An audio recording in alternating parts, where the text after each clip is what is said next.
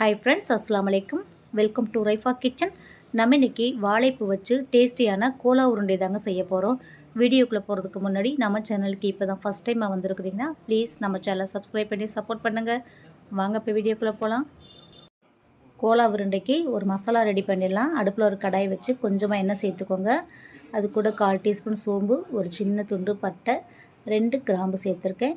இது கூடவே ஒரு 5-6 சின்ன வெங்காயம் சேர்த்துக்கலாம். காரத்துக்காக 2 பச்சை மிளகாய், 2 வத்தல் சேர்த்துக்கோங்க. இது கூடவே ஒரு சின்ன துண்டு இஞ்சி, ஒரு 5-6 பூண்டு பல் சேர்த்து இது நல்லா வதக்கி விட்டுருங்க. கொஞ்சம் எண்ணெயிலே இந்த சோம்பு பட்டை லவங்கெல்லாம் வதங்கினா நல்ல வாசனையாக இருக்கும். இப்போ இது கூட ஒரு கைப்பிடி அளவுக்கு தேங்காய் சேர்த்துக்கிறேன். சேர்த்துட்டு அதையும் நல்லா வதக்கி விட்டுருங்க. இப்போ எல்லா மசாலாவும் நல்லா வதங்கினதுக்கப்புறம் இதை நம்ம ஆற விட்டுறலாம்.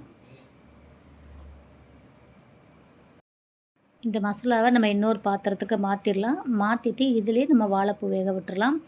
வாழைப்பூக்கு நிறைய தண்ணி வைக்காதீங்க, கொஞ்சமாக தண்ணி வச்சுக்கோங்க. நான் ஏற்கனவே வாழைப்பூ நல்லா க்ளீன் பண்ணி சுத்தப்படுத்தி வச்சுருக்கிறேன்.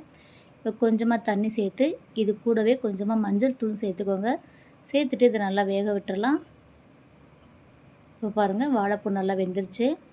நம்ம ஏற்கனவே வதக்கி வச்சுருக்கோம் இல்லையா, அந்த மசாலாவை அப்படியே மிக்ஸி ஜாரில் சேர்த்துக்கோங்க. அது கூடவே நம்ம வேக வச்சு ஆற வச்சுருக்கிற வாழைப்பூவும் சேர்த்துடலாம். தண்ணி எதுவுமே ஊற்றாதீங்க, தண்ணியே தேவையில்லை. இந்த வாழைப்பூவில் இருக்கிற ஈரத்துலேயே நம்ம அரைச்சிக்கிறணும். இப்போ இதை தண்ணி சேர்க்காமல் கொஞ்சமாக உப்பு சேர்த்துட்டு இதை நல்லா பேஸ்ட்டாக அரைச்சி எடுத்து வச்சுக்கோங்க. இப்போ அரைச்ச எல்லாத்தையுமே நம்ம ஒரு பாத்திரத்துக்கு மாற்றி வச்சிடலாம். இதுக்கு கொஞ்சமாக வெங்காயம் நான் கட் பண்ணி வச்சுருக்கேன். வெங்காயம் நல்லா பொடிசாக கட் பண்ணிக்கோங்க. இப்போ நம்ம கட் பண்ணி வச்சுருக்கிற வெங்காயத்தையும் இது கூட சேர்த்துடலாம்.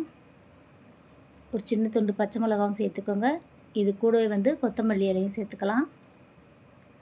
உப்பு நம்ம அரைக்கும் போது சேர்த்துட்டோம். இப்போ இதெல்லாம் சேர்த்துட்டு ஒரு கைப்பிடி அளவுக்கு பொட்டுக்கடலை எடுத்து நல்லா பவுட்ரு பண்ணி வச்சுருக்கேன். தண்ணி எதுவும் ஊற்றாமல் ஈரம் படாமல் நல்லா பவுட்ரு பண்ணி எடுத்துக்கோங்க. இப்போ அந்த பொட்டுக்கடலை மாவையும் நம்ம இது கூட சேர்த்துக்க போகிறோம். கொஞ்சம் கொஞ்சமாக சேர்த்துக்கோங்க. இப்போ இதில் இருக்கிற ஈரப்பதத்தை பூரா இது எடுக்கணும். அந்தளவுக்கு நம்ம சேர்த்துக்கோங்க. தண்ணியாக இருந்துச்சுன்னா உருண்டைகள் உடஞ்சிரும். அதனால் நல்லா திக்காக இருக்கிற மாதிரிக்கு பொட்டுக்கடலை மாவு போட்டு நல்லா பிசைஞ்சுக்கோங்க. உப்பு காரம் செக் பண்ணிவிட்டு உங்களுக்கு தேவையான அளவுக்கு சேர்த்துக்கோங்க. காரம் கம்மியாக இருந்தால் பச்சை மிளகாய் குட்டி குட்டியாக கட் பண்ணி சேர்த்துக்கோங்க. உப்பு சேர்த்துக்கோங்க. எனக்கு இது எல்லாமே கரெக்டாக இருக்குது. இப்போ இதை நல்லா பிசைஞ்சிடலாம். நல்லா திக்காக இருக்க மாதிரி பார்த்துக்கோங்க. இப்போ பிசைஞ்சாச்சு.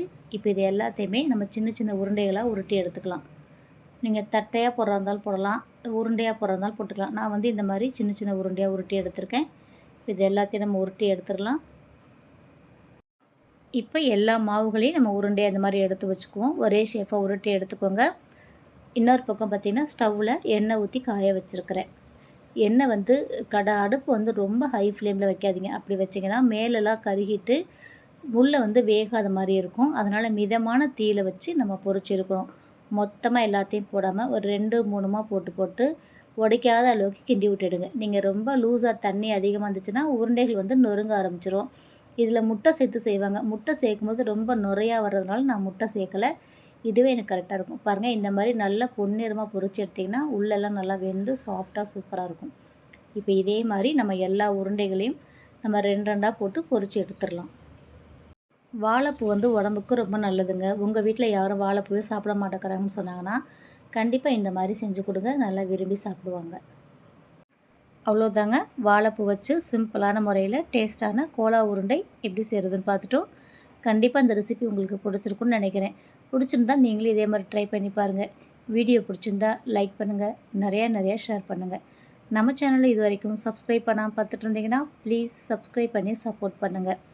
நம்ம சேனலில் இது வரைக்குமே நிறைய பேர் சப்ஸ்கிரைப் பண்ணியிருக்கீங்க, ரொம்ப சந்தோஷம். சப்ஸ்கிரைப் பண்ணவங்க எல்லாருமே என்னுடைய வீடியோ ஸ்கிப் பண்ணாமல் பார்த்தீங்கன்னா தான் எனக்கு ரொம்ப சப்போர்ட்டிவாக இருக்கும்.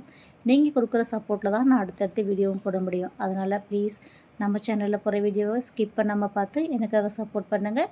இன்ஷா அல்லாஹ் இன்னொரு வீடியோவில் பார்க்கலாம். பை ஃப்ரெண்ட்ஸ், அஸ்ஸலாமு அலைக்கும்.